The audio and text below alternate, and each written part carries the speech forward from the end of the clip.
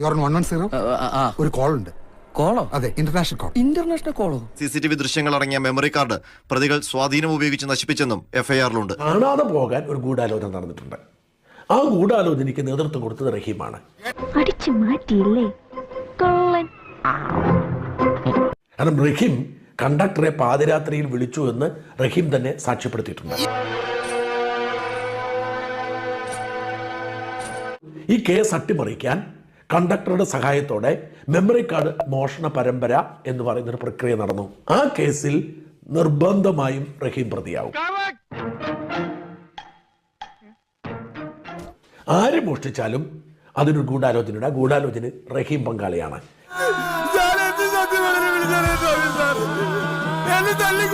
ആര് മോഷ്ടിച്ചാലും അതിനൊരു ഗൂഢാലോചനയുടെ ആ ഗൂഢാലോചന റഹീം പങ്കാളിയാണ്.